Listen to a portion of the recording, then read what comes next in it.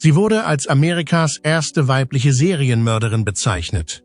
Eine Frau, deren Name immer noch Schauer über den Rücken jagt. Aileen Wuornos, eine Herumtreiberin, eine Prostituierte, eine Mörderin. Aber was geschah wirklich in ihren letzten 24 Stunden vor ihrer Hinrichtung? Hatte sie Gewissensbisse? Hat sie ein letztes Geheimnis gelüftet? Oder ist sie trotzig wie eh und je in den Tod gegangen? Heute nehmen wir sie mit an Aileen Wuornos letztem Tag auf Erden. Glauben Sie, dass Aileen Wuornos ein kaltblütiger Mörder oder ein Opfer der Umstände war? 1 für Mörder, 0 für Opfer. Ihre Geschichte war ebenso tragisch wie entsetzlich. Aileen Wuornos ist eine der berühmtesten Figuren der amerikanischen Kriminalgeschichte. Ihr Fall erlangte Anfang der 1990er Jahre landesweite Aufmerksamkeit, nachdem sie verhaftet und später für den Tod mehrerer Männer in Florida verurteilt worden war. Wuornos, die ein bewegtes und traumatisches Leben geführt hatte, behauptete, sie habe in Notwehr gehandelt. Im Laufe der Zeit hat ihre Geschichte Debatten über Gerechtigkeit, psychische Gesundheit, Geschlecht und die Auswirkungen von Kindheitstraumata ausgelöst. Ihr Fall schockierte nicht nur die Öffentlichkeit, sondern stellte auch viele gesellschaftliche Wahrnehmungen in Frage. Und ihre letzten 24 Stunden haben einen bleibenden Eindruck in der Öffentlichkeit hinterlassen. Hier ist, was in ihren letzten Momenten geschah. Ihr letzter Tag auf Erden. Am frühen Morgen des 8. Oktober 2002 saß Aileen Wuornos auf ihrer dünnen, abgenutzten Matratze. Sie wusste genau, dass dies ihre letzten Stunden waren. Als erste weibliche Serienmörderin Amerikas und bekannt als Lady of Death wurde sie 1992 wegen des Mordes an Richard Mallory verurteilt. Später gab sie zu, 6 weitere Männer getötet zu haben. Doch im Gegensatz zu vielen anderen Menschen auf dem Sterbebett hatte sie keine Angst vor dem Ende. Sie sehnte sich nach ihm. Für Aileen war der Tod keine Strafe. Nach einem Leben voller Gewalt und Leid war er ihr einziger Ausweg. 10 Jahre auf dem Sterbebett hatten sie nicht gebrochen. Im Gegenteil, sie war bereit, alles hinter sich zu lassen. Die Uhr tickte unaufhaltsam, aber Aileen zeigte keine Angst. Der letzte Morgen. Der Tag begann wie jeder andere am Sterbebett. Ei, Toast und Milch verrühren. Das übliche Frühstück. Aber Aileen hatte sich schon längst damit abgefunden. Schon Monate zuvor hatte sie behauptet, der Wärter habe ihr Essen vergiftet. Sie verunreinigten es mit Schmutz, Speichel und Urin. Sie war überzeugt, dass man sie in den Selbstmord treiben wollte. Aber da es nur noch einen Tag bis zur Hinrichtung war, spielte das alles keine Rolle mehr. Am Mittag erfuhr sie, dass 2 letzte Versuche, ihre Hinrichtung zu verhindern, gescheitert waren. Einer kam von einem Anwalt aus Tampa, der andere von einer Aktivistengruppe aus Ohio. Beide hatten ihre geistige Zurechnungsfähigkeit angezweifelt. Aileen selbst hatte sich nie gegen ihr Urteil gewehrt. Im Gegenteil, sie verzichtete sogar freiwillig auf weitere Berufungen und drängte darauf, so bald wie möglich hingerichtet zu werden. Dieser Wunsch ließ viele an ihrem Geisteszustand zweifeln. Ihr Anwalt, Rag Singhal, hatte erst einen Monat zuvor Bedenken geäußert, woraufhin Gouverneur Jeb Bush die Hinrichtung vorübergehend stoppte. Doch nach der psychiatrischen Untersuchung wurde sie bestätigt. Aileen wusste genau, was sie tat. Sie war sich über alles im Klaren. Generalstaatsanwalt John Tanner wusste das auch. Es war ein harter Tag für Singhal. Ganz gleich, was sie wollte. Am Ende wollte sie sterben. Für Aileen war es kein verlorenes Urteil. Das war die Erlösung, auf die sie gewartet hatte. Das letzte Interview. Um 15 Uhr setzte sich Aileen Wuornos für ihr letztes Interview mit dem Dokumentarfilmer Nick Broomfield zusammen. Für seinen Film Aileen Life and Death, eine Serienmörderin. In den Wochen vor ihrer Hinrichtung hatte sie wiederholt gesagt, dass sie bald Gott, Jesus und den Engeln begegnen werde, dass sie bereit sei, sich allem zu stellen, was nach dem Tod kommt. Als Broomfield das Interview begann, begrüßte sie ihn mit einem Lächeln und einem Kommentar zu ihrer Kleidung. »Hi Nick, sieh dir dieses orangefarbene Hemd an. Die Standard-Roll-Uniform für Todeskandidaten.« Als er sie fragte, wie das Leben im Gefängnis sei, zuckte sie nur mit den Schultern. »Es ist okay hier, es funktioniert. Aber einige der Richter mögen mich nicht. Nun, ich bin ein Serienmörder. Freunde im Gefängnis? Nein. Sie hatte sie nicht. Ich bleibe allein für mich. Nein. Ich verlasse nicht einmal die Zelle. Ich gehe nicht raus. Es ist nichts da. Ich rauche nicht einmal mehr. Wie sah ihr Alltag aus? 24 Stunden am Tag verbringe ich in meiner Zelle. Ich sehe fern, lese die Bibel, schreibe Briefe und denke viel nach. Ich gehe zurück zu meinen Erinnerungen, an alles, was ich erlebt habe. Ich bereite mich auf meinen Tod vor. Ich weine, damit ich später nicht weinen muss. »Willst du nicht weinen?« fragte Broomfield. »Nein. Ich will in der Hinrichtungskammer nicht in Tränen ausbrechen, und das werde ich auch nicht.« Im weiteren Verlauf des Gesprächs änderte sich ihr Tonfall. Letzte Worte voller Wut. Sie wurde beschuldigt, jahrelang in ihrer Zelle gefoltert worden zu sein. Sie hatten die Gegensprechanlage eingeschaltet und logen, dass es von ihr sei.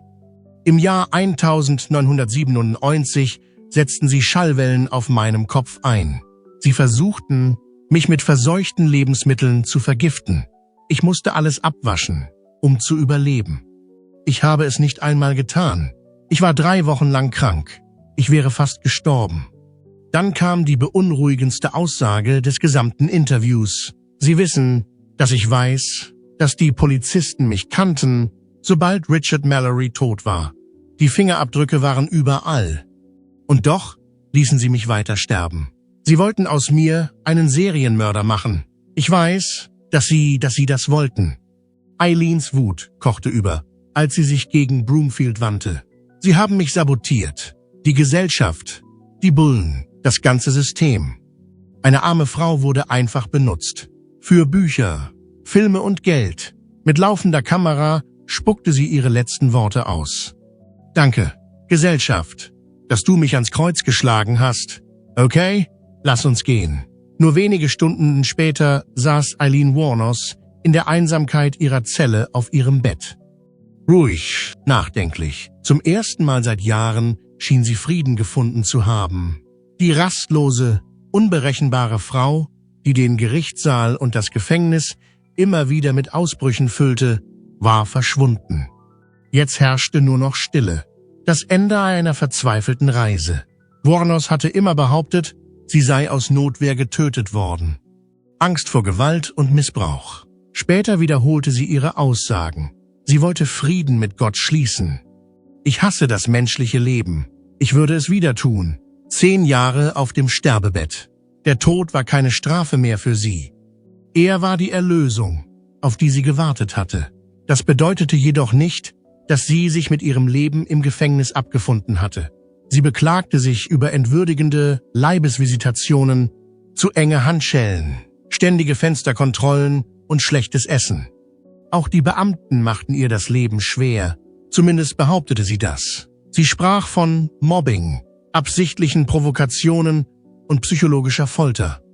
Ihr Anwalt kämpfte bis zuletzt dafür, dass sie zumindest in ihren letzten Tagen human behandelt wurde. Die Presse hat daran nichts geändert. Wuornos hatte keine Kraft mehr zu kämpfen. Nach ihrem letzten Gespräch ging sie zu Bett und legte sich früh schlafen, als ob sie sich bereits in ihr Schicksal ergeben hätte. Keine letzten Anrufe, keine Besuche von Familie oder Freunden. Sie hatte alle Verbindungen zur Außenwelt abgebrochen. Und so verbrachte Amerikas erste Serienmörderin ihre letzten Stunden. Völlig allein. Der Morgen der Hinrichtung. Aileen wachte früher auf als sonst. Nur wenige Stunden zuvor wurde sie vom Tod getrennt. Ein Sprecher des Gefängnisses berichtete, dass sie sich vor ihrer Hinrichtung frisch machen wollte. Sie bat um ein Taschentuch und einen Waschlappen. Doch die traditionelle Henkersmahlzeit, die bis zu $20 hätte kosten können, verweigerte sie. Stattdessen entschied sie sich für eine einfache Tasse schwarzen Kaffee. Kein Drama, kein Bitten um Gnade, nur warten. Ihre letzten Stunden verbrachte sie schweigend in ihrer Zelle. Manchmal liegend, manchmal sitzend, manchmal lesend. Ein stiller Countdown in völliger Einsamkeit. Außerhalb des Gefängnisses hatten sich inzwischen Befürworter und Gegner der Todesstrafe versammelt. Aber ihre Stimmen waren weit entfernt von der Frau, die drinnen auf ihren letzten Augenblick wartete. 9,3 Uhr. Die Wächter kamen, um sie abzuholen. Sie wurde aus ihrer Zelle abgeholt und sicher in den Hinrichtungsraum gebracht. Dort warteten 32 Zeugen, darunter Journalisten, Staatsanwälte und Angehörige der Opfer. Die schweren Vorhänge öffneten sich. Wuornos war an das Bett gefesselt, während 2 Infusionsnadeln an ihren Armen befestigt waren. Die Luft war stinkend. Die Anspannung war spürbar. Die Stille im Raum war bedrückend. Ihre letzten Worte, ein beunruhigendes Lebewohl. Aileen Wuornos durfte ein letztes Mal das Wort ergreifen. Ja, ich möchte nur sagen, dass ich mit dem Felsen segle. Ich werde zurückkommen. Wie am Unabhängigkeitstag. Mit Jesus. Am 6. Juni. Wie in dem Film. Mit dem großen Mutterschiff und allem. Ich werde zurückkommen. Ich werde zurückkommen. Ihre Worte waren geheimnisvoll. So echt. Ein Spiegelbild ihrer komplizierten Psyche. Dann wurde ihr die tödliche Injektion verabreicht. Sie begann an der Decke. Sie schluckte mehrere Male. Ihre Augen füllten sich mit Tränen. Aber sie zeigte keine Gefühle. Nur das monotone Brummen der Klimaanlage war zu hören. Die Minuten vergingen. Die Minuten vergingen. Nach etwa 8 Minuten trat völlige Stille ein. Der Gefängniswärter kontrollierte sie. Er fragte den Gefängnisdirektor, »Ist sie tot?« fragte der Aufseher. Ein zweites Nicken folgte. Die Vorhänge wurden geschlossen. Aileen Wuornos wurde am 9. Oktober 2002 um 9,47 Uhr für tot erklärt. Sie war 46 Jahre alt. Gerechtigkeit oder Tragödie? Die Reaktionen auf ihren Tod waren geteilt. Für viele war es ein gerechtes Ende für einen kaltblütigen Mörder. Für andere war es das tragische Ende eines Lebens voller Gewalt, Missbrauch und Geisteskrankheiten. War Aileen Wuornos ein Monster, das den Tod verdient hatte, oder war sie ein Opfer der Umstände, das nie eine echte Chance hatte? Spulen wir die Uhr zurück und entdecken wir den Weg, der sie hierher geführt hat. Aber bevor wir das aufdecken, vergiss nicht, dich zu abonnieren und die Benachrichtigungen zu aktivieren. Wir bringen Ihnen die schockierendsten wahren Kriminalgeschichten und unerzählten Geständnisse. Frühes Leben. Aileen Wuornos wurde an einem kalten Wintertag im Jahr 1956 in Rochester, Michigan, geboren und kam in eine Welt, die wenig Sicherheit und Liebe bot. Ihr frühes Leben war von großer Instabilität geprägt. Ihr Vater, ein Mann mit einer langen kriminellen Vergangenheit, wurde noch vor ihrer Geburt inhaftiert und starb durch Selbstmord hinter Gittern. Als Aileen noch ein Kleinkind war, verließ ihre Mutter sie und ihren Bruder und ließ sie in der Obhut ihrer Großeltern zurück. Was eine zweite Chance auf ein stabiles Zuhause hätte sein sollen, wurde zu einem Haushalt voller emotionaler Distanz und angeblicher Misshandlung. Ihr Vater, der bereits für sein beunruhigendes Verhalten bekannt war kein sicherer Zufluchtsort. Nach seinem frühen Tod wurden die beiden Kinder in die Obhut ihrer Großeltern mütterlicherseits, Laurie und Britta Wuornos, gegeben. Obwohl sie Aileen und Keith rechtlich adoptierten und ihnen den Nachnamen Wuornos gaben, war der Haushalt alles andere als förderlich. Laurie und Britta waren Alkoholiker und ihr Zuhause war eher von Unbeständigkeit und Kälte als von Liebe und Sicherheit geprägt. Als Aileen heranwuchs, kämpfte sie damit, ihren Platz zu finden. Sie glaubte, Laurie und Britta seien ihre biologischen Eltern, bis sie im Alter von 12 Jahren endlich die Wahrheit erfuhr, dass sie in Wirklichkeit ihre Großeltern waren. Diese Enthüllung löste ein tieferes Gefühl der Entfremdung aus. Sie fühlte sich betrogen und unerwünscht und begann, sich aufzuführen, da ihr Vertrauen in die familiären Bindungen gebrochen war. Ihre Rebellion war zunächst nicht laut, aber sie war stetig. In der Schule war sie bereits dafür bekannt, dass sie kleine Gefälligkeiten, Süßigkeiten, Zigaretten oder andere Waren tauschte, als sie 11 Jahre alt war, ein Zeichen dafür, wie schnell sie lernte, für sich selbst zu sorgen. Bei diesen Tauschgeschäften ging es weniger um Unfug, als vielmehr um Überleben und Zugehörigkeit in einer Welt, in der sie nichts davon hatte. Jeder Schritt in ihrem jungen Leben schien eine schmerzhafte Botschaft zu verstärken, dass sie sich auf niemanden außer sich selbst verlassen konnte. Diese zerrüttete Erziehung legte den Grundstein für eine lebenslange Instabilität, während sie sich in einer Welt zurechtfinden musste, die von vornherein keinen Platz für sie vorgesehen hatte.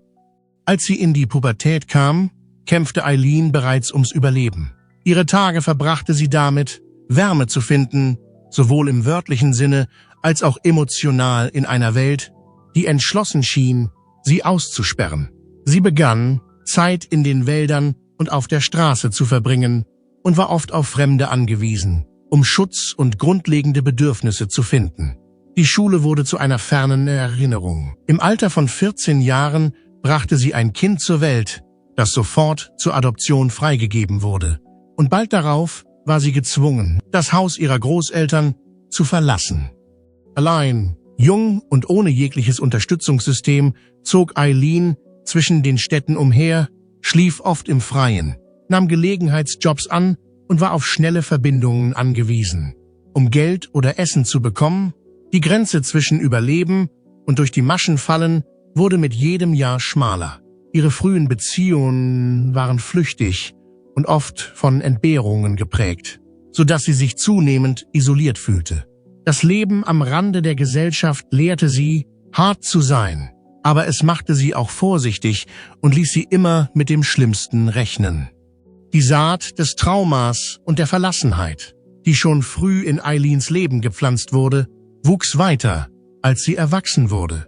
Sie hatte mit Armut, psychischen Problemen und einer langen Geschichte der Ablehnung zu kämpfen und begann, die Welt als einen Ort der Bedrohung und nicht der Möglichkeiten zu sehen. Mit der Zeit verfestigte sich dieses Gefühl der Angst und des Verrats zu einer Weltsicht, in der Vertrauen gefährlich war und Überleben bedeutete, die Kontrolle zu übernehmen, koste es, was es wolle. Eileen Wuornos Weg zur Schande begann nicht mit Gewalt.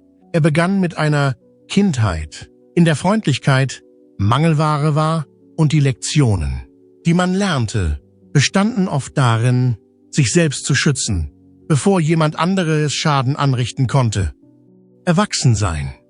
Als Eileen Wuornos von der Jugend ins frühe Erwachsenenalter kam, folgte ihr Leben keinem vertrauten Pfad des Wachstums oder der Behaglichkeit.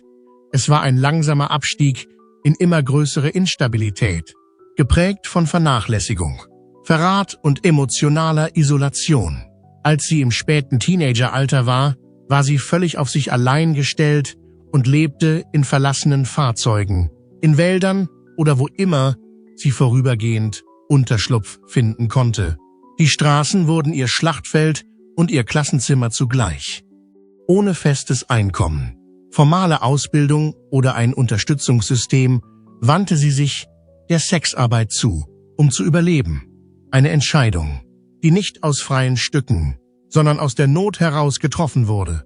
Es war eine gefährliche Welt, in der Gewalt, Misstrauen und Ausbeutung zur täglichen Realität gehörten, und in dieser Welt lernte Eileen, sich auf die einzige Weise zu schützen, die sie kannte, indem sie Mauern errichtete, zuerst zuschlug und niemandem vertraute.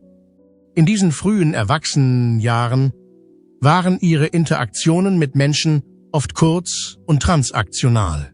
Zwar knüpfte sie gelegentlich Beziehungen, Freundschaften, Romanzen, Momente geteilter Menschlichkeit, doch waren diese in der Regel von kurzer Dauer, zerbrochen durch ihren eigenen Schmerz und das Chaos ihrer Lebensumstände.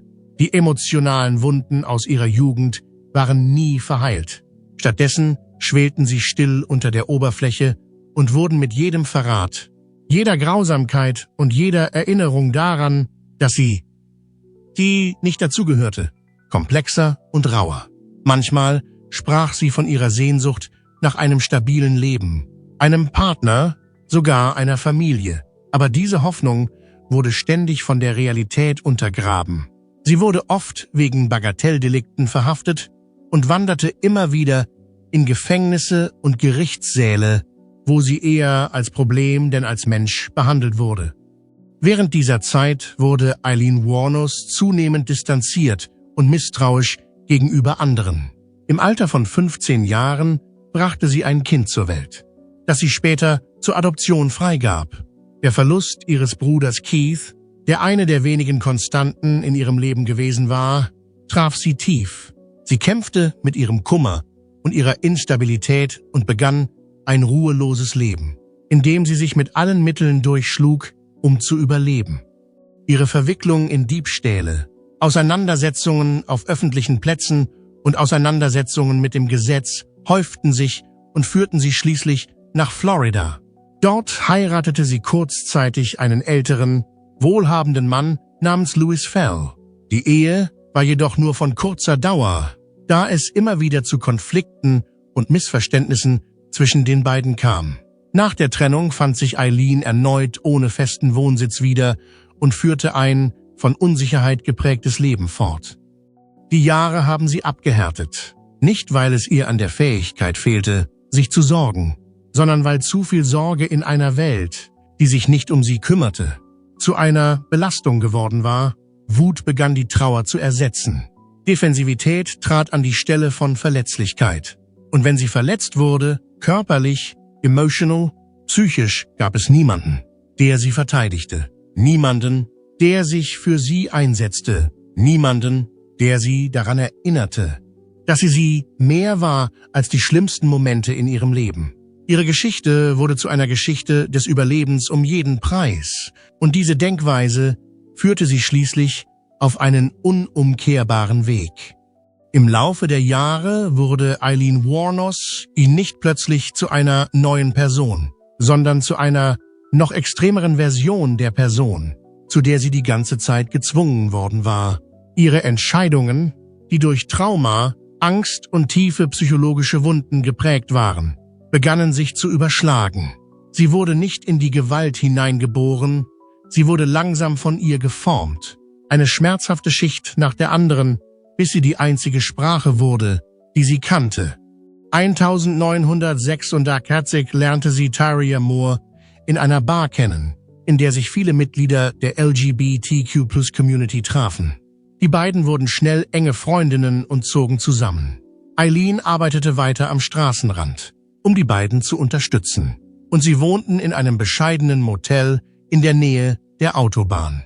Doch die finanzielle Belastung und die emotionalen Schwierigkeiten führten schließlich zum Ende ihrer Beziehung. Erneut allein und mit der harten Realität des Lebens am Rande der Gesellschaft konfrontiert, nahmen Aileens Lebensumstände eine dunkle Wendung. In dieser isolierten Zeit begannen sich eine Reihe von Ereignissen zu entfalten, die zu einem tragischen und gewalttätigen Weg führten und sie zu einer der meistdiskutierten kriminellen Figuren ihrer Zeit machten. Fälle. Die Geschichte begann Ende 1989 auf den Highways von Florida, wo eine Reihe von mysteriösen Vermisstenfällen und Entdeckungen bald landesweite Aufmerksamkeit erregten. Nach und nach tauchten die Fahrzeuge der vermissten Männer auf, verlassen und beschädigt, ohne ein Zeichen ihrer Besitzer. Die Ermittler begannen, eine Verbindung herzustellen, als persönliche Gegenstände vermisst wurden. Und die Szenen schienen darauf hinzuweisen, dass es sich nicht um ein zufälliges Unglück handelte, sondern um etwas Vorsätzliches. Zunächst gab es nur wenige Hinweise. Doch als immer mehr Fälle auftauchten, stellten die Behörden ein Muster fest.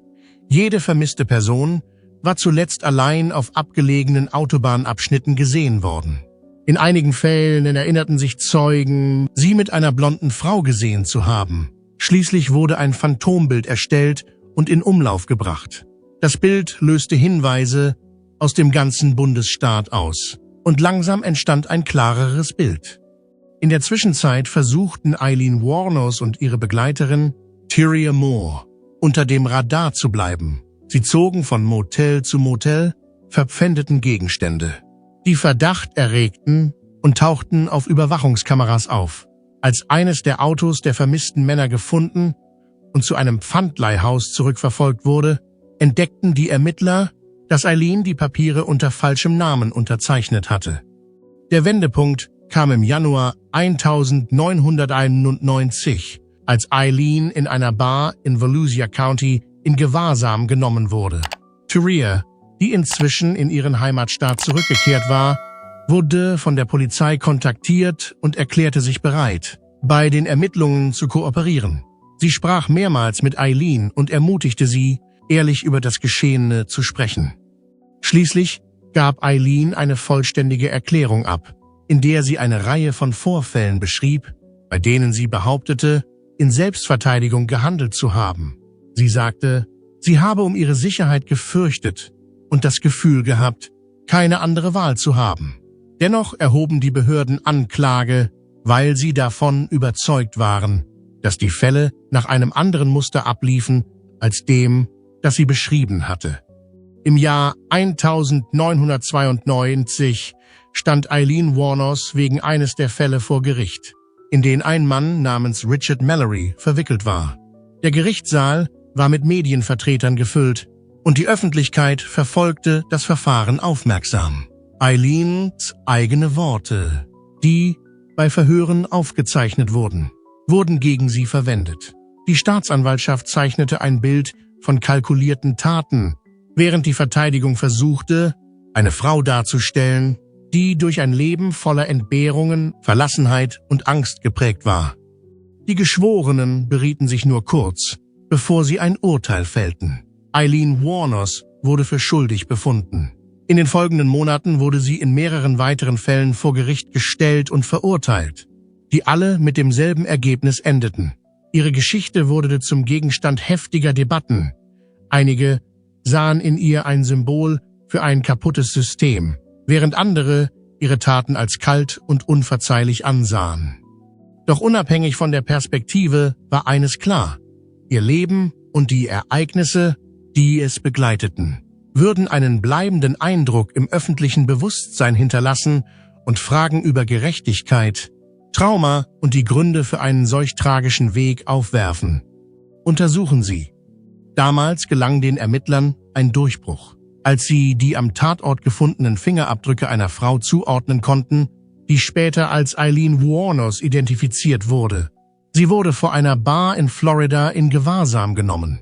Colonel Steve Binegar, der die Abteilung für strafrechtliche Ermittlungen des Marion County Sheriff's Office leitete, hatte bereits den Verdacht, dass eine einzige Person für mehrere tragische Vorfälle in der Gegend verantwortlich war.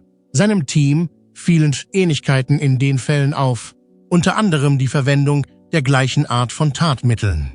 Ein Beweisstück gab jedoch weiterhin Rätsel auf: ein Fingerabdruck, der in einem Auto entdeckt wurde, das einem gewissen Peter Siems gehörte. Die Ermittlungen wurden vorübergehend eingestellt, da die Behörden in der digitalen Fingerabdruckdatenbank des Sheriff's Office keine Übereinstimmung feststellen konnten. Als dies geschah, machte sich die Fingerabdruckanalystin Jenny Ahern an die schwierige Aufgabe, ältere Daten im nahegelegenen Volusia County manuell zu durchsuchen. Ihre Beharrlichkeit blieb nicht unbelohnt. Sie stellte schließlich fest, dass der Fingerabdruck zu einer Frau namens Lori Grody gehörte, die 1986 wegen eines Falles inhaftiert worden war, bei dem es um die Art der Begehung des Verbrechens ging. Es gelang ihr, den Fingerabdruck als den von Lori Grody zu identifizieren. Diese Erkenntnis war ein wichtiger Wendepunkt in der Handlung. Es dauerte erst nie lange, bis die Informationen nach Washington übermittelt wurden, wo sie in das National Crime Information Center eingegeben wurden. Eine Datenbank, die von den Strafverfolgungsbehörden im ganzen Land genutzt wird. Auf diese Weise konnte zweifelsfrei nachgewiesen werden, dass Lori Grody ein Deckname von Eileen Wuornos war. Nach Angaben des Volusia County Sheriff's Office wurde Wuornos am 9. Januar in Gewahrsam genommen.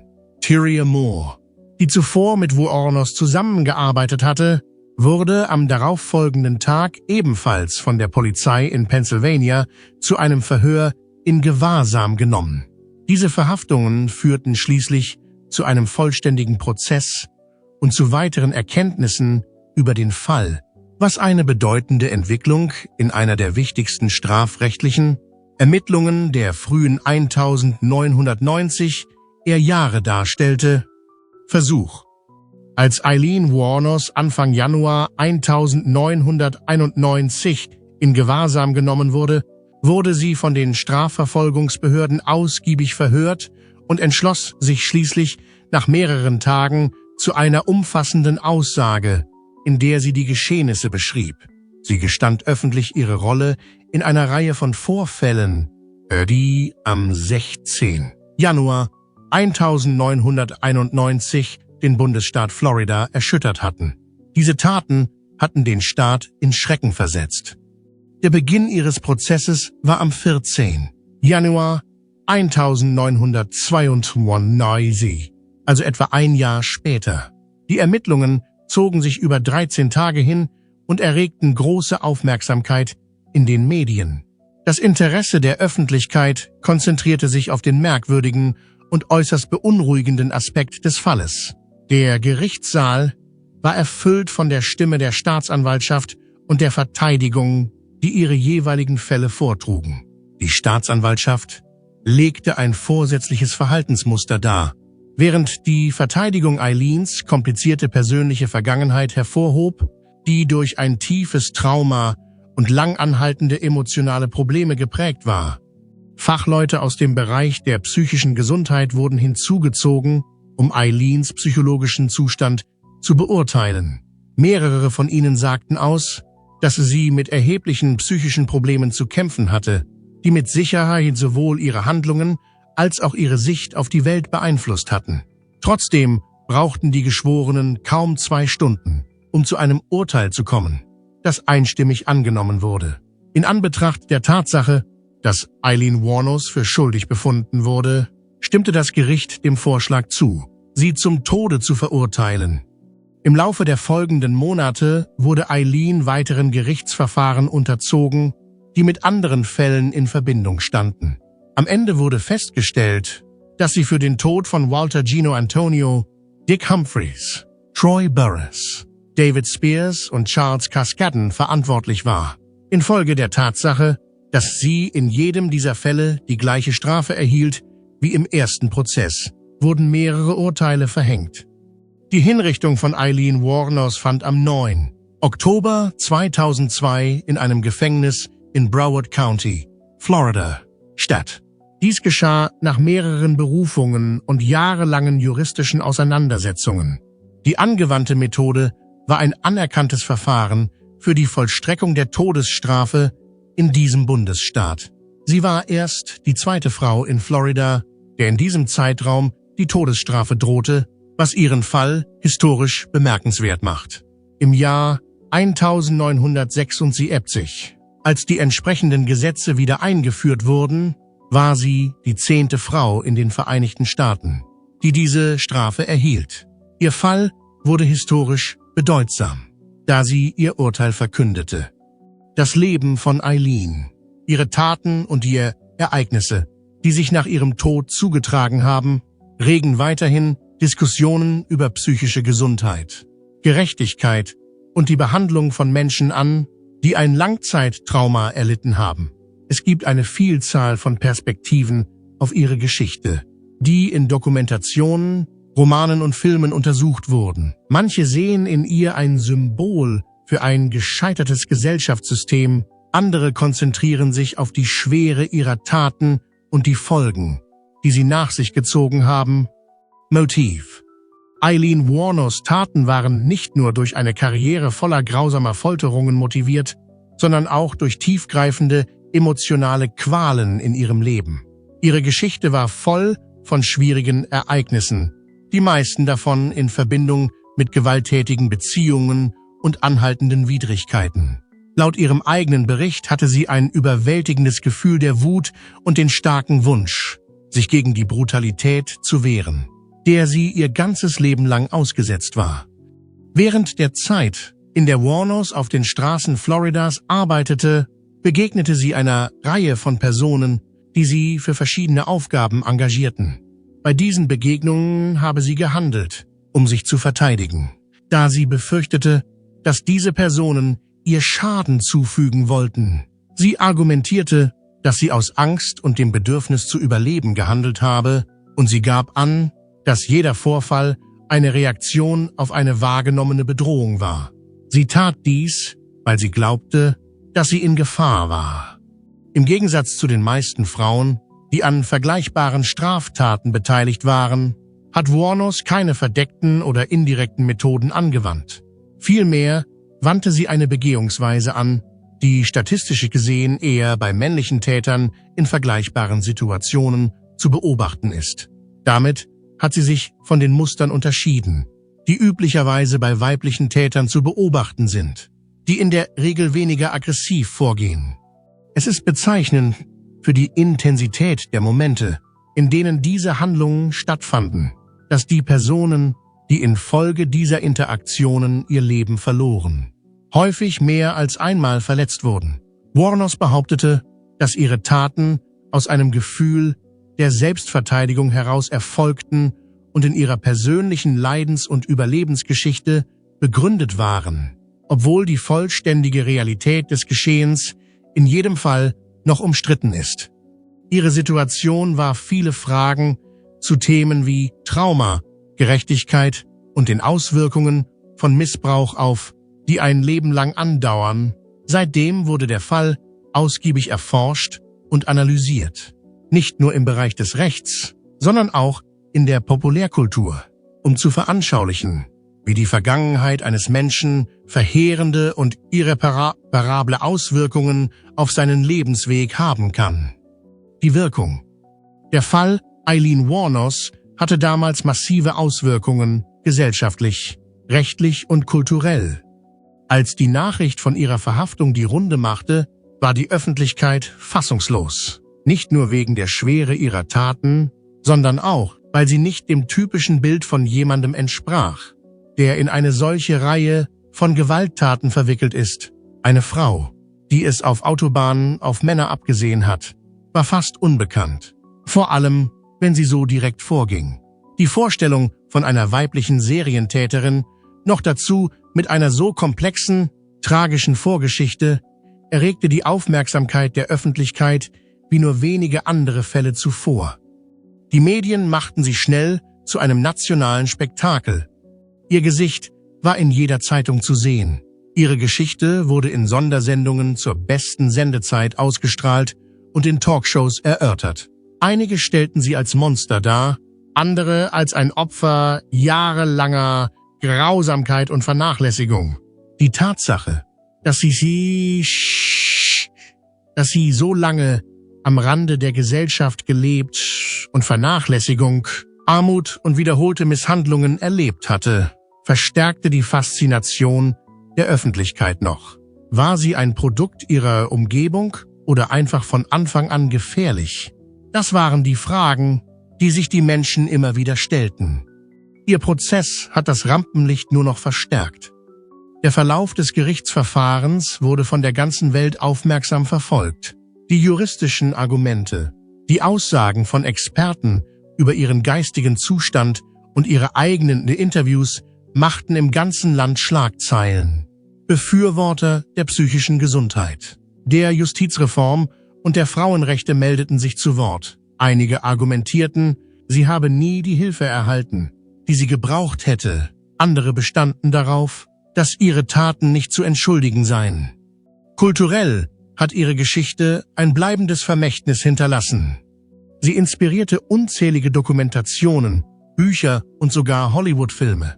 Charlize Therons Darstellung von Wuornos in Monster wurde später mit einem Oscar ausgezeichnet, was beweist, wie sehr ihre Geschichte die Menschen bewegt hat. Doch über die Unterhaltung hinaus wurde Aileen Wuornos Fall zu einem Symbol dafür, wie komplex die menschliche Geschichte sein kann, vor allem, wenn sie von Trauma, Überleben und dem Versagen der Sozialsysteme, frühzeitig einzugreifen, geprägt ist.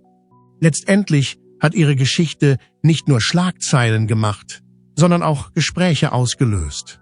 Über Gerechtigkeit, über Trauma, über die Verantwortung der Gesellschaft. Und vor allem darüber, was passiert, wenn jemand durch alle Ritzen fällt und den Weg zurück nicht mehr findet. Was denken Sie? Wurde Aileen Wuornos böse geboren? Oder war sie das Produkt eines kaputten Systems? Schreiben Sie uns in die Kommentare unten. Und wenn du mehr gruselige Geschichten über wahre Verbrechen hören willst, vergiss nicht, uns zu mögen, zu abonnieren und die Benachrichtigungen zu aktivieren. Danke fürs Zuschauen und bis zum nächsten Mal.